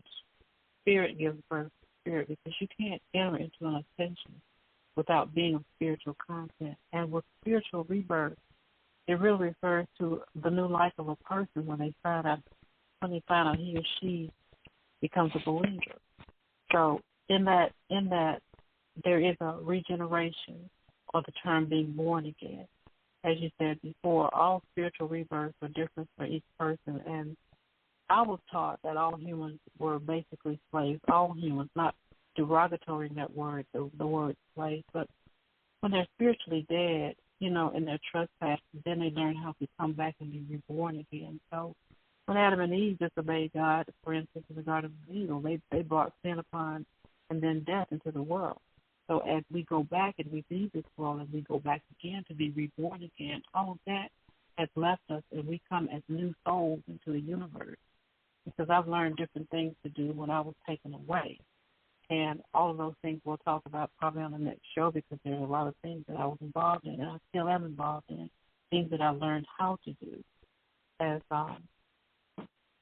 all things are possible in this world. Some people just don't believe it. But the most important thing of all to me is that way back in Egyptian times, from way back then, all the way up to now, there's a reason why we have this memory.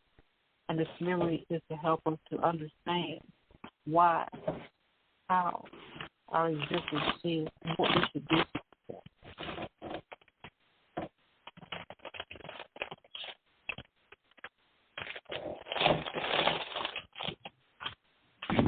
I don't know what all that background noise is. Are you there? Hello? I'm still here. Okay, you're still here. I know Gigi is, and I'm presuming TJ is, but there has been kind of like a clicking sound in the background. I don't know what all it is, but anyway, who knows? Like a chirping parrot or a parakeet that's chirping all the time, driving me wacky. Yeah, I know. I don't know what that is, or fortunately it seems to have stopped now, so I don't know what that was, but anyway. But yes, spiritual concepts have basically traditionally been the same for the last 20,000 years. And now, of course, we have a joining of science and spirituality. And, of course, back probably in the heyday of man's creation, you could say that there was one belief, one knowledge, and that knowledge consisted of all things. So, therefore, it's like we've lost part of the book, and now the book has come back together again. And everyone is basically rereading the book so that, in turn, they awaken within themselves the knowledge that they already have. So that's why I always tell people, yes. All that noise was coming, I guess, from her internet. Do you know anything about her? Is she sitting in front of a computer, or is she on her phone? Does she have her speaker up? Because she's been doing Blog Talk Radio so long, she probably knows all the ins and outs. But whenever she calls in, there's all this scratchiness and all that stuff you were hearing. Can you explain it? Sounded more like parakeets or parrots. I have those birds, so if you have them in the same room, they start chirping. That sounded like it was chirping constantly. Gigi, are you there, or she's left us temporarily, or what? I'm here. I guess I was zapped out again, Richard. Every time I start to speak, it seems as if I lose my connection for some reason, but I'm here. That was my comment. The last bit was my comment. What DJ was asking. Okay. I hope you guys heard. Well, I'm not sure. I think we may have, but I'm not absolutely positive. but we were commenting about there seemed to be a clicking sound and the rustling of papers and all kinds of things coming in the background, and we couldn't figure out what the source had been or whatever. So that's what we turned our attention to temporarily. So I don't know. I think it may be just interference that's being projected at us. I would not be at all surprised. And just like I'm not all surprised that, we're dropping signals here and there, and it's not so much the reliance of our internet or the reliance of our connectedness. There is going to be resistance of some kind, and it manifests in whatever form it can take or whatever path it can use, because, yes, we are truth seekers, and we are awakening many upon the ascension path. And this is knowledge that is not only old, but it has also been transmuted and transformed so that now the latter day generations may comprehend it fully. And when you go talking about, the reality that you are spirit first and human physicality second, and that in turn you unite the same not only through your 15 chakras and your 15 strands of DNA, but you also unite it in a spiritual capacity, that basically your heart center goes to your higher heart center, which is what TJ was referring to earlier, even though there are the same cells from the brain found now around the lining of the heart and so forth. And that is the center, of course, of our emotions, and it has always been the center of our emotions. And our emotions, of course, express our artistic nature as well as how we feel about each other, or feel about ourselves, or feel about what we think, or feel about what we know, or feel about what we trust, and so on and so forth. And the list just goes on and on for days. Well, anyway, it has always been said that if you can reach a point of stillness, in other words, you quiet the mind and you begin listening to the heart center, that in turn the heart will disassociate itself from the mind and liberate a person, so that in turn their connectedness to spirit is more direct. And of course, it's also said that in the higher heart is where God lies, or God lives, and that it is only a breath away from any of us at any given moment. And that in turn, by attuning to the higher heart, that in turn the mind is quieted and left behind, because when it comes to spirituality, there is no need for logical thought. And of course, with the junction of science, science is basically maturing to understand that spiritual truth has always been truthful, and science is now in the position of substantiating the same. Wouldn't you agree, Gigi? I agree with you 100%. People being used, as far as ascension, some people say, well, you're on drugs or you're deaf and you don't have any really knowledge of ascending anywhere. It's just, an illusion that you have. But I beg to differ with them, because it is real. When you come back in a new life, in a new body, that regeneration helps you to become the main source of teaching for those here on earth, to help them to understand what you've just been taught yourself, to make this world a better place to live in. So as far as debunking it, there's no way to debunk it, because if you haven't been there, you can't really judge it, and I don't argue with people about that, Richard, because of the fact that they haven't been where I've been, and I can only tell them what I know. And if they have a choice, they can believe it or not believe it. But it is true. You do ascend, and you do come back as being someone else in your human form. Agreed, and it makes a lot of sense, because each time you have been reborn, then in turn you would reawaken, and the grander the awakening would become, until finally you are completely authentic and true self. And basically what happens is, magnetically, since we are electromagnetic beings, we draw magnetically all of those into our lives that are more in harmony with ourselves. And basically, as this happens, of course, we will lose friendships, and we will lose acquaintances and things of this nature, simply because they no longer transmit with the same frequency or the same vibration that we have. And of course, the only certainty in creation, of course, is change. And change is always evident, and change is self-evident, and can be measured by science, or it can be measured in spiritual leaps and bounds. It can be measured in all kinds of different quandaries and different aspects and so forth. And this is what the Ascension Age is all about, Yeah, because some people, I'm sorry. Go ahead. No, go ahead. I apologize. Go ahead.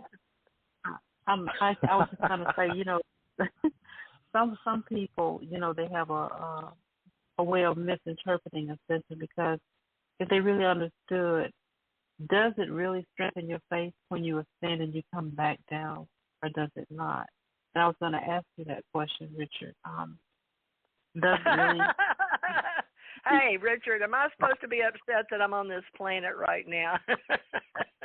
That's a good one, Pastor Gigi. I think everybody wants to know that, Richard. Yeah, Richard, help us out here, Master Pastor. Well, in a genuine spiritual text or spiritual concept or spiritual ideology, yes, we have all agreed on some level to be here at this point in time. I don't know. I cannot say for an absolute certainty, that the reasons may be mass consciousness, or the reasons may be individual consciousness, or the reasons may be because there is a task for us yet to complete. Naturally, at 14, I was told that, hey, you got to go back whether you want to or not. And I was basically pushed back, not yelling and screaming, mind you, but there was certainly a lot of resistance because I felt loved and in compliance with peace to a degree of which I had never previously experienced. So, yeah, I can understand that a lot of people are questioning about now, well, am I really here for a reason? And if so, what that reason is. And I think the reason overall is a community of unconditional love, because when two or more are gathered, so is the Christ consciousness, and so are all the ascended masters and all the beings from all of the different dimensions and all of the different galaxies and all of the different universes and so forth. We are all in concordance right now. We are all what you could say the vessels of receptorship. We have decided that at this point in time we will awaken and become authentic to our highest possible degree. And that is the whole purpose of being here, is to shine the light purely by being here. There is no other purpose, there is no other mission per se, other than to exist and to shine the light of unconditional love that you as a being share with others. And all of the other understandings and all of the other truths and all of the rest of the knowledge and wisdom that comes from that is in turn, of course, given by grace, and through grace we interchange with each other. Right. So that is my take on things, sort of, kind of. Kind of like a patient portal, in a way, because you're back and forth.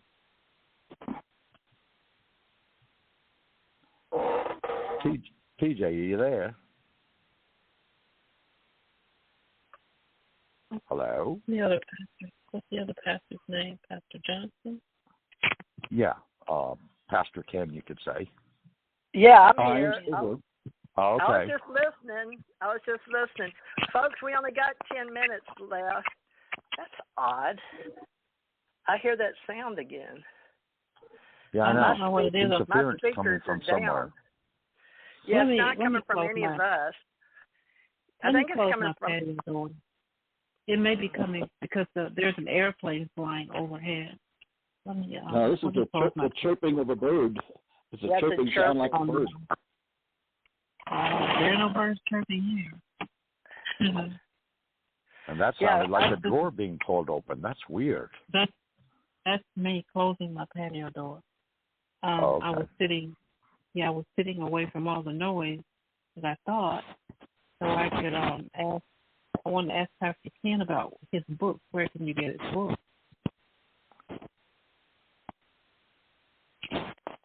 Pastor Ken? Yeah, I'm sorry. I didn't hear. You're talking about my book? I got several books, but okay. Well, probably the one that would get everybody into the right thing. It's Ken's Moon, and that's the autobiography, which covers my history, background, and everything we did in the space program, and what we discovered on the moon, some of the alien bases, which I was privy at viewing the pictures and things of, and I was able to keep copies of those forces, which didn't get published out to the public, but I have them, and they're in this book. That's primarily one. And then, I guess we're just going to stick with, the regression of a NASA whistleblower, which got me into a lot of trouble with James Oldberg and a few of the other people, which tried to get me to shut up. The whole thing is when you my feeling is as long as you're sticking with the truth and you've got the documents to prove that what you're saying is true, then they can come after you, but you have to be careful. It's amazing how there have been at least 2 events where they've almost had me taken out, auto accidents and other people involved. Mm-hmm. You just don't know. But I think we have a reason to be here, and we're bringing out the truth facts, and we're doing the right thing. So long as we stick with doing the right thing, we'll be blessed.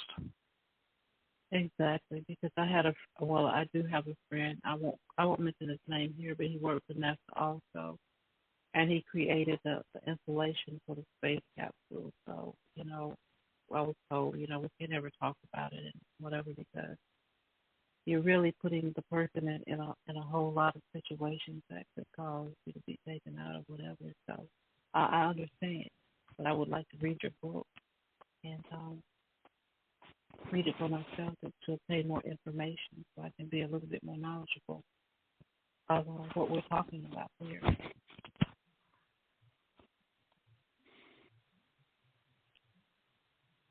Hello. Okay. Okay. Did he TJ? not hear me, Richard?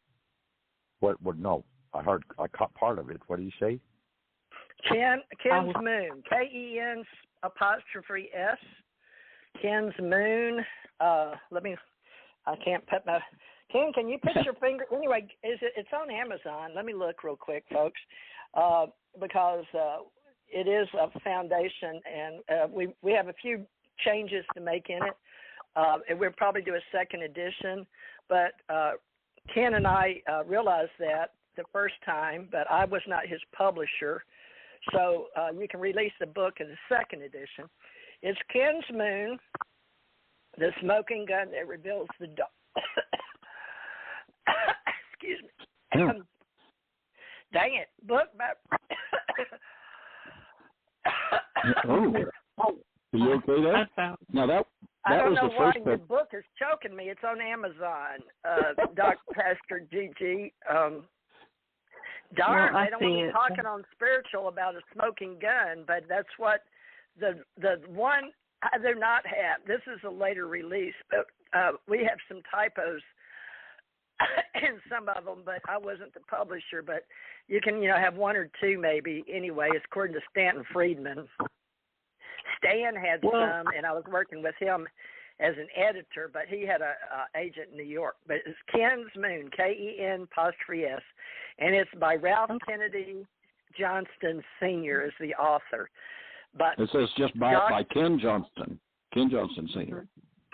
The one I'm looking at has Ken's has your whole name in it. I wonder how many copies you got. Well, I'm looking at it right now, and it says it's $902.81. $400. $900. Yeah, that's the price on it. I'm looking at it right on Amazon. Yeah. Now there's one on Prime for $14.99.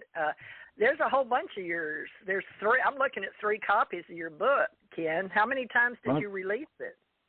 I think somebody did something for me. The original release was Ken's Moon, the smoking gun that revealed the dark mission of NASA. When that was released the second time, it was Ken's Moon revealing the dark mission of NASA.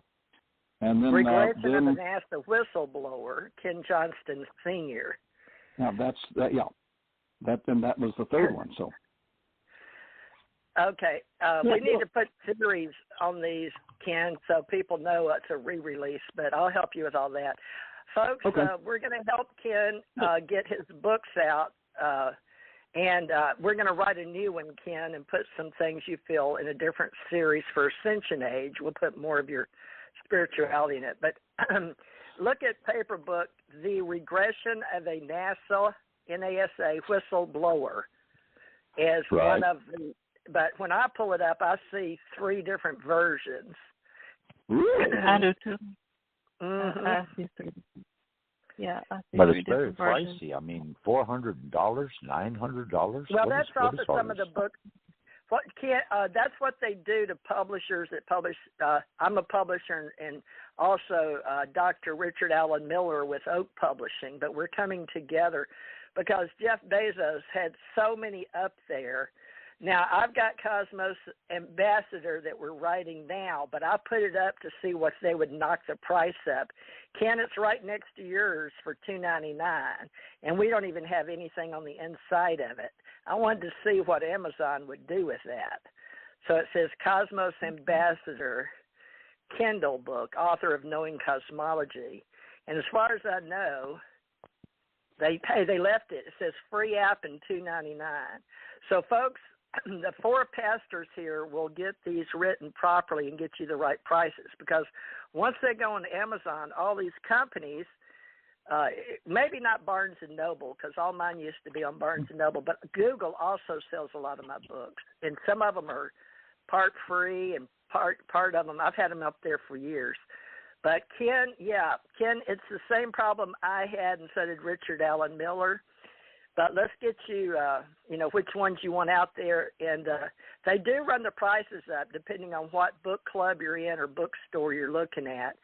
But this is an education for Pastor Gigi, because we're really looking into all this, folks, because they used to run all of our publishers up because everything had gone to ebooks, and we all used CreateSpace, and everybody – all the publishers trusted Amazon, Jeff Bezos. Of course, he lived in a little house and a little car, and he just had a little job over in Wall Street.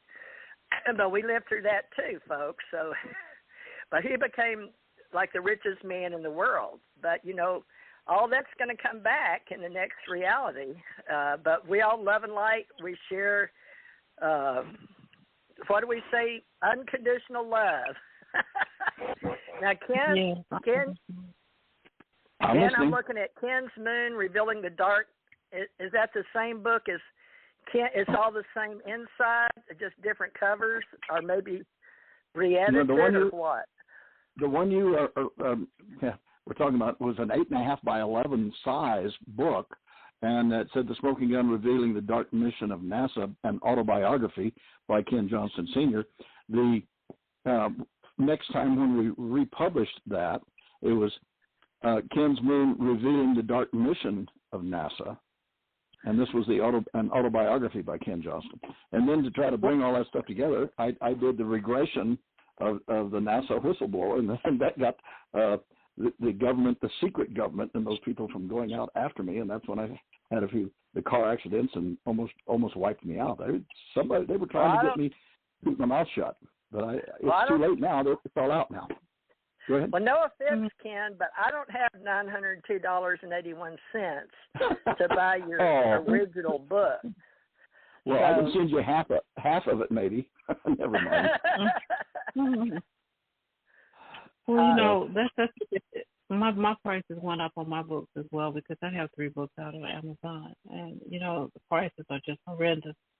And now I know, by you explaining it, TJ, why that happened. So, I'll just pull my books from Amazon and put them on somewhere else. Probably. Oh, no, you got to leave it on Amazon. We just got to go in and let the people in the business, because we've already done an expose, and we've already had around the world exposure.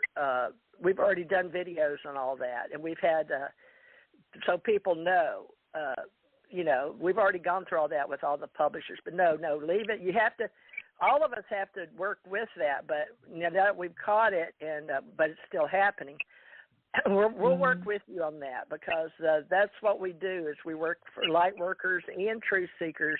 But I have an authors club online, folks. If you wonder why the concern for Dr. Ralph Kennedy Johnston Sr.'s books. Plus, he's a friend of mine, and I don't want to see. He can't be selling books at $800. I just don't have that kind of money, folks. I don't know why they knocked this book up. So I think it sounds like a typo, and nobody caught the typo, and it's been out there. No. People say, "Oh my God, I can't afford it." No, it's Amazon's bots. It's the bots, and they had those in the beginning. But no, yours is down to 20 and 15. And folks, everybody in our authors club, be sure and put your author bio on Amazon. And we'll do spirituality, science and math, reference books, business, computer technology. But we're working on some spirituality books in our real out-of-body, our real near-death, and our real Ascension Center testimonies together. And we'll get them out there on Amazon. But no, that's okay, CC. What's the name of your book, CC? I didn't know Gigi. Excuse me. You must have been a CC in a past life, because I cannot figure out why my soul or my spirit or my brain calls you CC. I have no clue.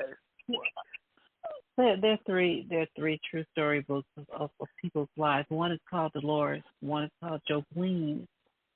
The other one is the Cassie Johnston story. It's about her life as a woman of ill repute who came back to try to straighten her life out again. So that's way before I met you guys anyway. But they've been out there for a while, some years. Is it Jolene? Because there's a whole bunch of Jolenes. Do I have to put in by Gigi Adams? No. Jobleen. They're on Amazon. You can put in Gwendolyn D. Adams Evans, and it might pull it up. Jolene, the Cassie Gaines story, and also, Gwendolyn D. Adams Evans. I'm going to try that. I'm in my Amazon account, and I've got a Prime. But Gwendolyn Adams Evans. Let me check that.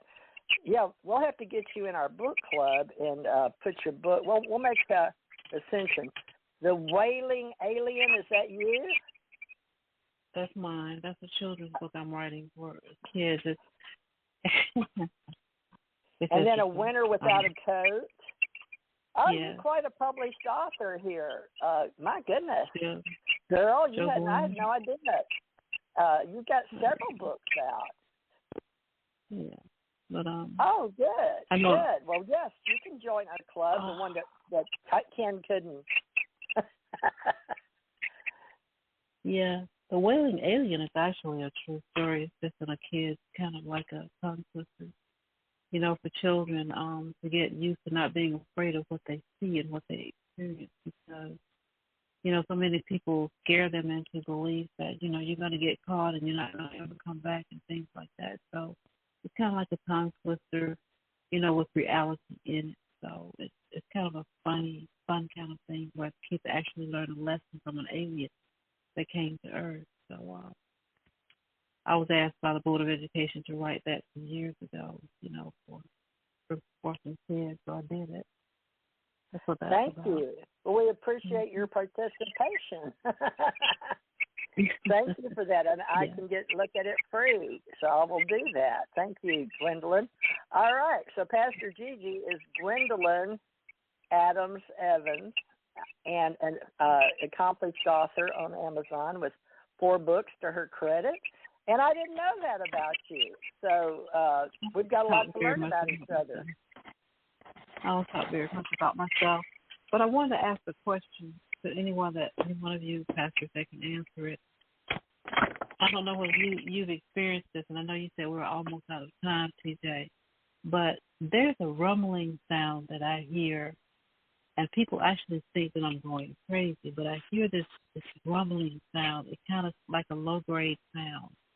You know, it's like it's coming from the earth or somewhere, because I can hear it. If I'm very still, I can hear it. It's in the atmosphere.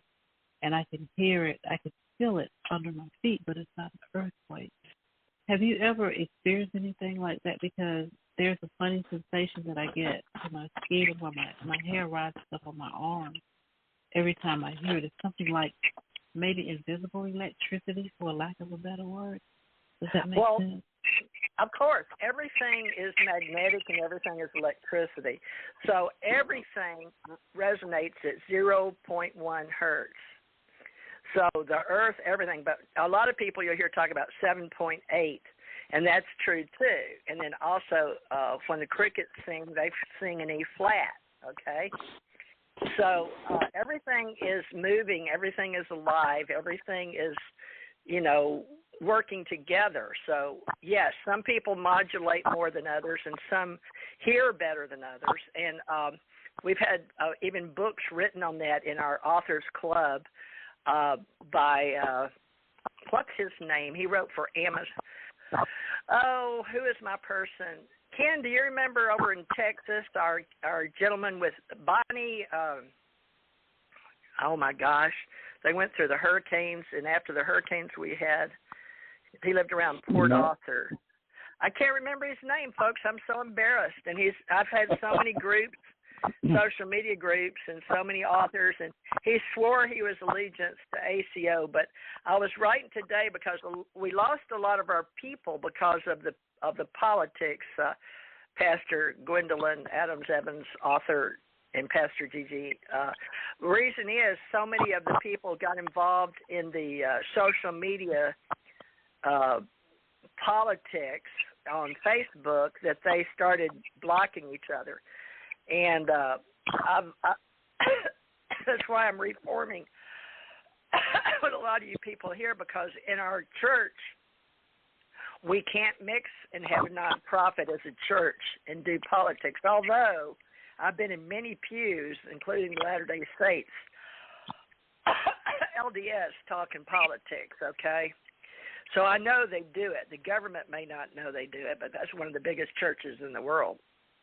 But a lot of them believe in extraterrestrials and angels, and they know about the kings and the queens and the empires, and they know the levels and the evolutions and the tiers, and they know we come back, and most of the ones with the mega rich all knew exactly what we're talking about today, but they kept it out of the books, even the Bibles, which is the basic instruction before leaving Earth. They left a lot of the books so you wouldn't know what we're telling you is the truth today. But you know how we know? We experienced it. So Ascension Masters are here to come together and support each other and form our own group and unconditional love, with the fact that we will welcome all our love and light, our light workers, our truth seekers, and yes, even our star seeds, and even our scientists and our agnostics. So everybody's invited. And that chirp will not go away. That is coming from Blog Talk, because we used to have that to interrupt.